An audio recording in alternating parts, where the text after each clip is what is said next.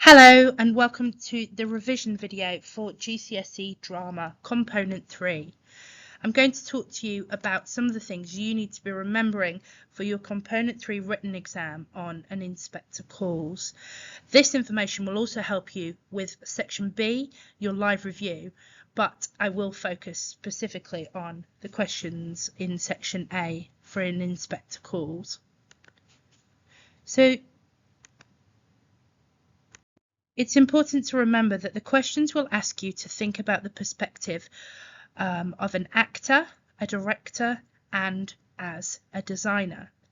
From an actor's point of view, you need to be able to talk about three main things: vocal skills, physical skills, and spatial skills. And there are some keywords that you need to be able to use in your writing. So vocal skills, your voice, your ability to speak. You need to be thinking about some of the words that are listed here on this slide. So volume. You don't always speak at the same volume. Sometimes you may speak in a whisper, or your volume may get higher or lower. You might emphasize particular words. You might speak quickly if you're particularly angry, or you might speak slowly to really show intimidation. Tone is all about the emotion that is attached to the voice. So how do you want to sound? What tone will you do? Will you have a happy tone, a positive tone, sarcastic tone, an angry tone? There are other words that you can see on here that are also important. Make sure that you can describe exactly how you want a line to sound. Physical skills are all about your body, so facial expressions, stance and posture, your gait, which is the way you walk, gestures.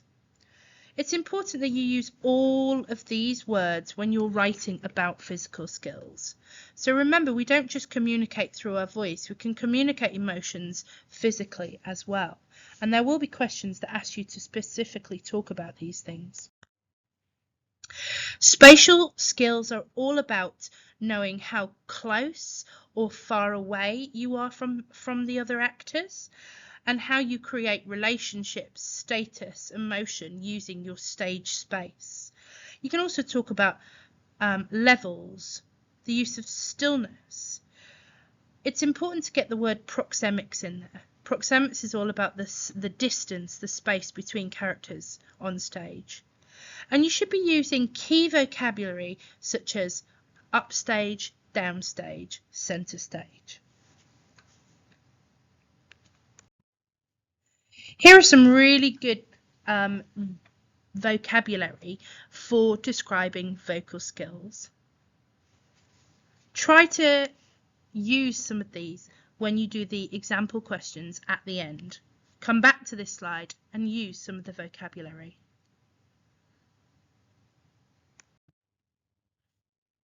Here's another slide to describe physical skills. So when describing your body language, you might describe it as open or closed. Facial expressions might be described as confused, flirtatious with a slight grin, partly widened eyes, pursed lips, or a wink. It's really important that the more specific you are, the better you will do.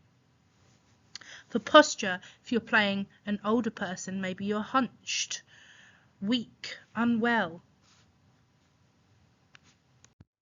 And here's some more words for spatial skills. Wide proxemics, close proxemics, stillness, and so on.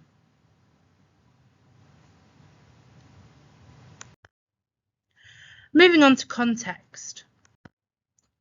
So what does context mean?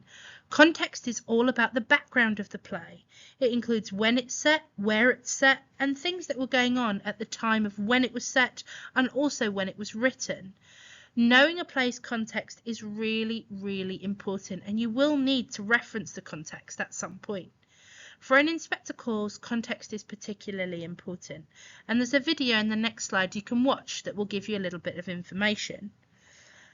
For context, you need to be able to talk about social context and social classes, historical context, so what was happening, and cultural context, so any values and morals and religious views that were happening at the time of writing or when it was performed.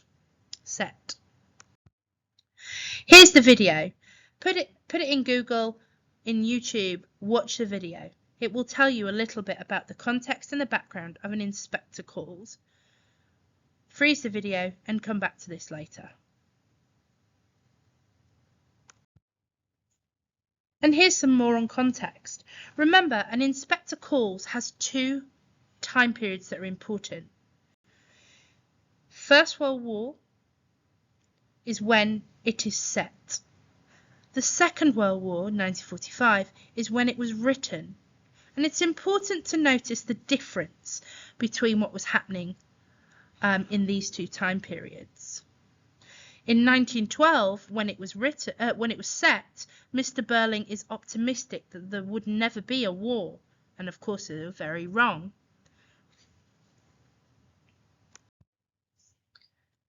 The social classes of these times are also important. So in 1912, there was a very, very big difference between the upper and lower class. The rich were very rich, and the poor were very poor. In 1945, things had changed. Remember, 1945 was when it was written. 1912 is when it was set.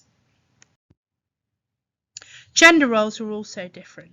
So in 1912, women were considered to be a lower class than men, almost completely unequal. In 1945, women had earned their place and were considered more equal to men because of the part they'd played in the war. Views and opinions were different as well in these times. And it's important, if you can, get this information into your context. It might be that you need to reflect this context through set or costume or other ways. I'm going to talk to you a little bit about design now, and on the next few slides you will see all the important vocabulary and descriptions to talk about the design unit. Remember, there will be 2 questions that ask you to talk about design. So lighting, you can go to the BBC Bite-Size website and there's lots of extra information that you can find here. But these 5 bullet points are really important. The role of lighting in theatre is all about these 5 things. Illuminating action on stage, so physically showing the actors. Showing a setting and a time of day. Is it at night? Is it in the day? Creating a mood and an atmosphere. So is it tense? Is it happy? Is it positive? Focusing the audience's attention to a particular character. So maybe use a spotlight to highlight a particular character's presence. And also to communicate various themes or symbols. Colour is really important, and if you do write about lighting, if you're asked to write about lighting, it's important you mention colour. So here are some of the things that the colours might represent. Blue is a good colour for sadness, for loss, for water, and also for moonlight. Red is the colour for blood, death, danger, anger, and conflict. Green is slightly more jealous, eerie, uncomfortable, and non-naturalistic. It's very unnatural. Yellow is good for showing the outdoors, for sunlight, but also to show happy and joyous occasions. Pink and purple is all about love and passion. And white is very clinical, very washed out. And it's important to notice the difference between white lighting and yellow lighting. On this particular slide, you will see the key lights that we use. So a spotlight has a hard-edged effect, and it's used to light particular characters or elements on stage. A Fresnel has a much softer edge, and so the light can spill. It's good for lighting larger areas. A flood produces a very, very large bit of light. and you can spread the lights all over the stage. Floodlights are quite often used in sports venues. A strobe light is a flashing light used for special effects. It often gives the effect of old movies. It produces a jerky effect. A gobo is a stencil that is put in front of a lamp. This creates a shape, an effect. For example, you might have leaves or a star, prism bars, and so on. And finally, a gel. A gel is a coloured piece of acetate we put in front of a lamp to change the colours. So you might say, I would add a red gel for this scene. And here it tells you what they're all for. Have a read. And if you are asked about lighting, try to include some of this information.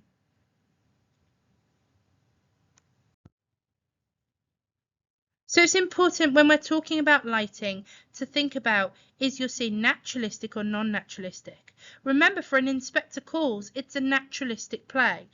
It's set in a house. So would you have it with a chandelier? Would you want to create the effect of a chandelier? How are you going to do that? It's also important to remember that in 1912, woody furniture was very, very popular, and lights tended to come from gas lights, which were more yellow. So it might be that you have a more yellow lighting. Intensity is all about brightness. How bright is it? The colour, as I said, we've discussed already. Gobos project the images. Gels project the colours. And remember, when you're talking about lighting, you don't have to link it to somewhere specific in the extract. You don't need a different lighting cue for every sentence or for every time somebody speaks. It might be that a whole scene remains the same in lighting, but describe what you're trying to create. Sound. There are two types of sound, diegetic and non-diegetic. Diegetic sound are the sounds that we can hear, the characters can hear on stage and are more realistic. For example, a telephone ringing that the character then answers. Non-diegetic are sounds that the characters can't hear, but perhaps create some sort of mood or atmosphere. Maybe some sort of eerie music, maybe a conversation that's meant to be shown that was happened in the past, and it's almost the character thinking about the future or thinking about the past. So, sound effects, ambient sounds, and music. So, sound effects are naturalistic effects that help create realism. A doorbell, a phone ringing, birds, etc. Ambient sounds help to create atmosphere, so sound of waves and things like that. And music or songs or pieces of instrumental music can be for whatever reason. You can have live or recorded sound. Live music needs to come from a band or from an actor standing by the side using a microphone. Recorded comes out of a speaker. The word underscore means that you might play a piece of music or a sound effect alongside some acting. A bit like when you watch a horror film. If the scariest bit is about to happen, there will often be some music underscoring to help create the tension. And mixing. This is all about layering sounds on top of each other. And here's some things to think about. Diegetic or non-diegetic? The volume? Does it create atmosphere? Which era does the sound suit? Can you describe the music? Make sure you describe the sound. Don't just say sad music. Be specific. Set. There's a lot to say about set. And again, you can go to BBC Bitesize to get some more information. The set is all about showing the audience where the story takes place and also when, so which era. Remember, it's set in 1912, so the sort of set that you have is really important. You need to show where it's set, so the room, and the period, the time. You can also communicate themes or symbols in a more abstract way. Here's some important pieces of vocabulary. Flats are pieces of wood that you can create a backdrop on, or you can create an image on. You've also got a door flat. This has extra support so you can have a real door for entrances and exits. Backdrops. This is where you've got a big cloth at the back of the stage and you create some sort of image to show the setting. It could be mountains or a skyscraper, a cityscape, and so on. Decking. This is definitely something that TRS uses. Are you going to use decking to raise some of the stage? Trucks are like flats, but they're on wheels. If you look at the pictures on the bottom left-hand side, they're flats that show images of houses and shops, but we can move them. They're on wheels. So they are essentially flats with wheels. We call them trucks. A revolved stage moves around, turns around in a circle, so we can see different parts of the set. Projection can be used, and this is used as set. So when it comes to writing about set, you might say you would project an image of a clock, or you would project an image of a house.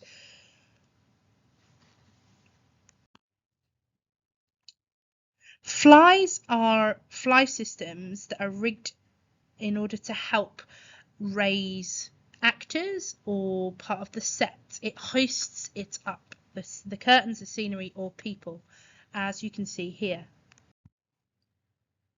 So just a bit of a recap. Have a look at the pictures. A 1912 upper class home looks like this. Lots of wood and brass. Chandeliers, portraits, large draped curtains, floral wallpaper.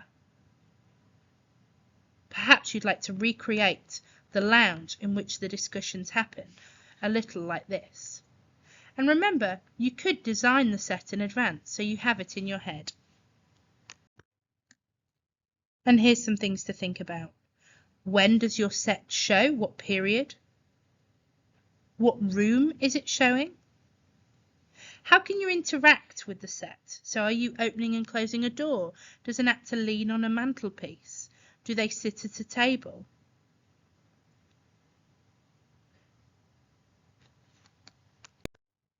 Costume. Costume covers hair and makeup as well. You can go to this link, BBC Bitesize, for more information. Costume is similar to set in that it helps us to show the context and the style, and also to establish a character.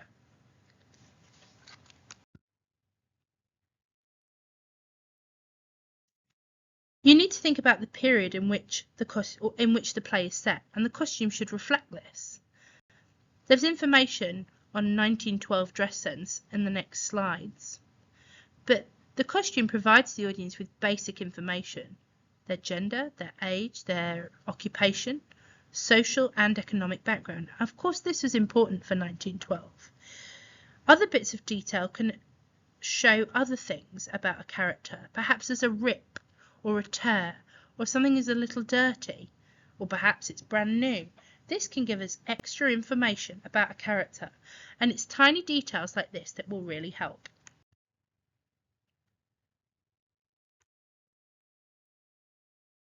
Costume helps to show the culture, the time, and the context. Here's some information on women's fashion in 1912. And this is on men's fashion. Take a note of the hair as well as the dress sense. And things to consider: the time, the status, emotions that it might help communicate, how they interact with their costume, fiddling with something, using the sleeve to wipe tears away, pulling a handkerchief out of the pocket, and also how the costume might change as the story unfolds. The next slides are going to show you a little bit about the questions that will be asked of you. We start with the 4-mark question.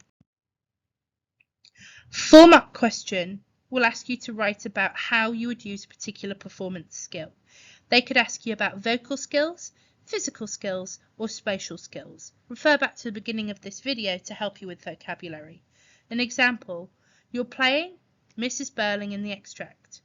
Give 2 examples of how you will use your vocal skills to play this role. It's important to remember that the exam board will give you a specific extract that you will need to respond to. Make sure you respond to this extract alone. Spend time reading it, and then answer the question. I will tell you when you can speak about the wider play. 4 marks here, don't spend too long on it. And here's how you answer the question.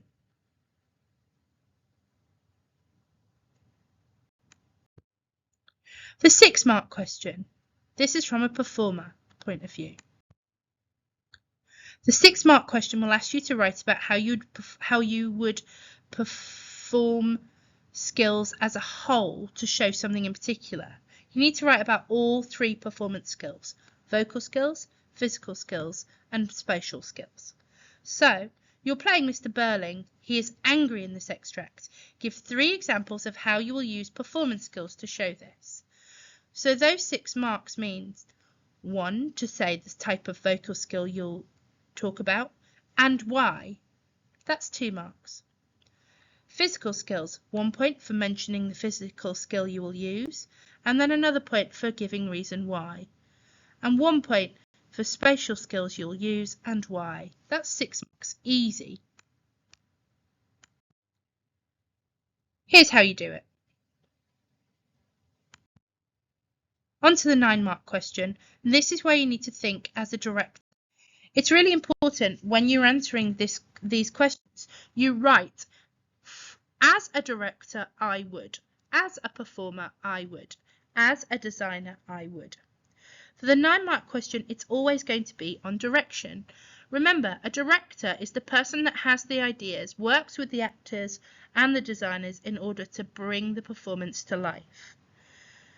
So in this part of the exam, you'll be given 3 options to choose from. They could be any of the following. Could be costume, staging, stage props and furniture, lighting, sound, or set. You will only be given 3 to discuss. Here's an example of a 9-mark question. As a director, discuss how you would use one of the production elements below to bring this extract to life for your audience. My advice is to prepare an answer for each of these. So, choose one that you feel strongest on. So talk about staging, talk about costume, or talk about lighting. You don't talk about all of them. How will these things, or this one design element as a director, how you bring it to life? And you need to link it to context. This is where context comes in. So link it to 1912 and to 1945 when it was first performed. Here's how you write it. And here's an example for you. A Peel paragraph answering a question from a lighting point of view. Follow the structure. Here's another example from a costume point of view.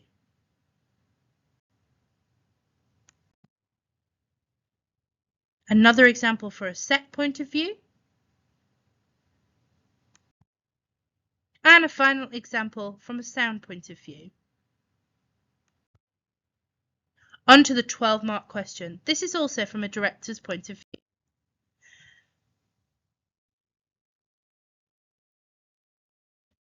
This question asks you to think about performance skills.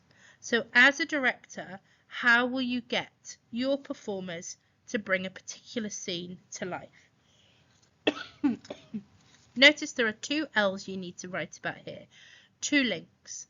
So you link back to the question, explain how this will communicate those specific emotions to the audience, and also link to the complete play.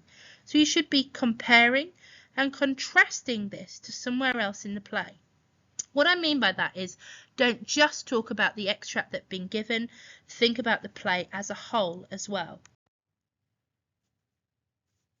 And it's really important that you do link to the complete play as well. A lot of people get tripped up by this. Here's an example of answering the question. On the left-hand side, you can see that the link at the end is more throwaway comment, and it doesn't clearly link to what's been said.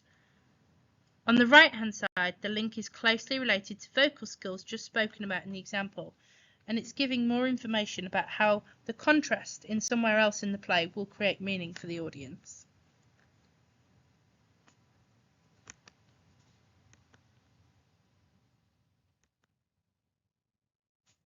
Here's an example question. Mr. Burling is both impatient and defensive in this extract. As a director, discuss how you might direct the performer playing Mr. Burling to communicate these emotions to the audience in this extract and in the complete play. You need to think about voice, physicality, and stage directions and space. Remember, 2 links. First link to the question. How will it communicate what they've said? Burling being impatient and defensive. And the second link is the link to somewhere else in the play before or after this extract. Here's another example question. Gerald questions the inspector's identity. As a director, discuss how you might direct the performer playing this role to communicate this to the audience in this extract and in the complete play. Again, you need to consider voice, physicality, and stage directions and space. Here's your example.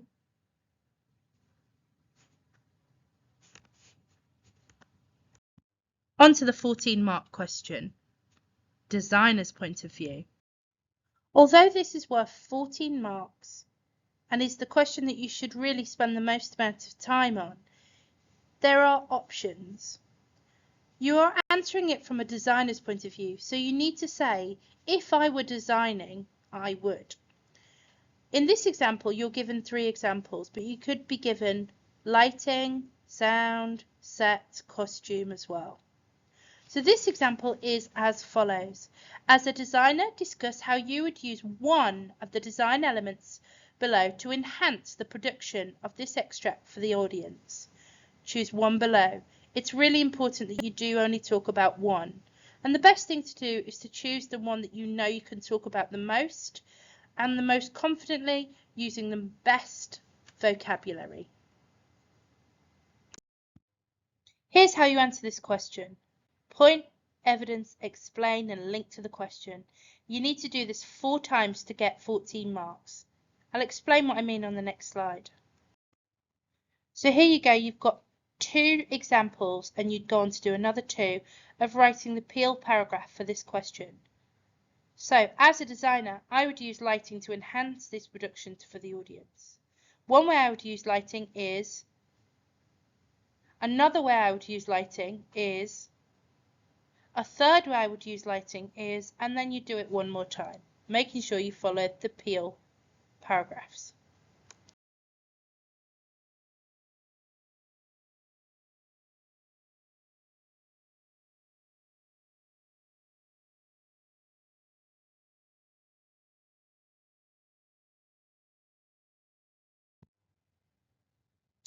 And now we have the practice questions. Spend some time going over the practice questions, going back through this video to look at the key vocabulary and the help that you can find. Do your best to answer these practice questions. There is one for the 4 marker, the 6 marker, the 9 marker, 2 options available here, the 12 marker, 3 options for you to choose, and the 14 marker. I hope this has helped. Good luck in your exam.